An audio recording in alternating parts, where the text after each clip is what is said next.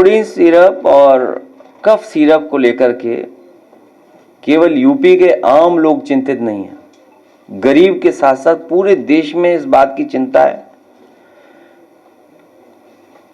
कि सबसे महत्वपूर्ण जगह से ये इतना बड़ा घोटाला चल रहा था। प्रधान सांसद जी के क्षेत्र से शुरू होकर के न केवल यूपी, देश भर में और दूसरे देशों में भी कोडिन सिरप, कफ सिरप को भेजा जा रहा था। और उसके पीछे शुरुआती दौर में ये बात निकल कर के आई, कुछ 100 करोड़ का घोटाला है ये, लेकिन बढ़ते बढ़ते ये निकल करके आ रहा है कि हजारों करोड़ का घोटाला है। अमूमन हम लोगों ने देखा है कि कोई घटना हो जाए, बुलडोजर चल जाता है, बुलडोजर तैयार रहता है। इस बार पता लग रहा है कि मुख्यमंत्री जी का ये जो खिलौना बुलडोजर है, इसका ड्राइवर भाग गया है, चाबी खो गई है लगता है इसकी, चलने के लिए ईंधन नहीं उसमें, कि आखिरकार है कहां वो बुलडोजर। और मैं डेटा के साथ कहता हूं, 22 या 24 जगह बुलडोजर चला है। हमारे पूर्व मंत्री जी अभी बता रहे थे, अम्बेडकर नगर में एक का घर गिरा दिया, और घर गिराने पर जो अनलॉफुल थिंग है, मतलब लीगली राइट नहीं है, तो अब सब प्रशासन लगा हुआ है समझौता करने में। 22 या 24 जगह बुलडोजर चला है पूरे उत्तर प्रदेश में, बड़ी बड़ी घटनाओं में।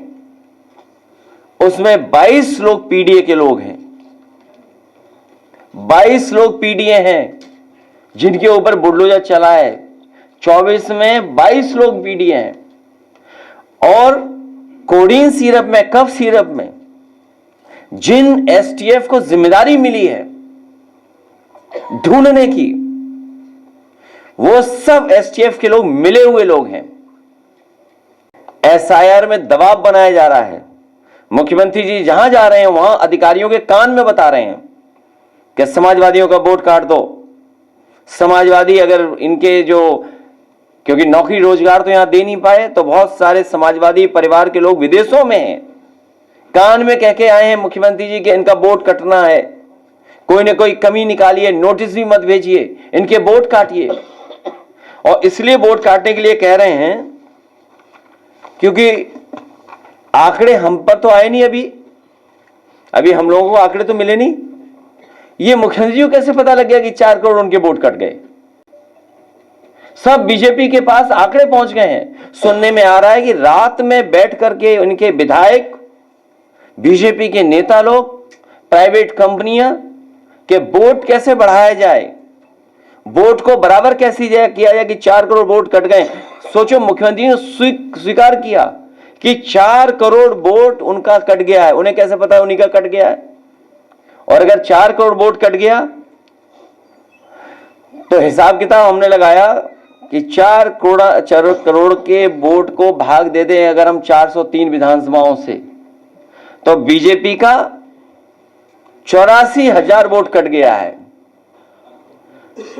उधर 84,000 हराएगा इन्हें और 40,000 हमारा जिताएगा। लोक सेवा आयोग में जो घोटाले हो रहे हैं जिसकी आप कल्पना नहीं कर सकते हैं। अभी ऐड निकला है, सबसे ज्यादा पिछड़ों के साथ धोखा हो रहा है। गणित लगाइए कि अगर हमें मिल रहा है जो आरक्षण, कितने होनी चाहिए सीटें ही नहीं मिल रही, उतनी कम कर दी सीटें। सोचिए आप, उसका ग्राफ अभी आपको दिखाएंगे कि कितनी कम कर दी सीटें। खाद, कहां खाद मिल रही है बताओ? कितने महीनों से किसान लाइन में खड़ा है बताइए? कितने मौसमों में खड़े रहे वो लोग कि आपके पॉल्यूशन की वजह से। सोचिए, अंतरराष्ट्रीय मैच लखनऊ में नहीं हो पाया, और ये वही स्टेडियम है जो समाजवादियों ने बनवाया। नदियों का हाल आप जानते ही हो। और AQI का डेटा सरकार के पास अपना है।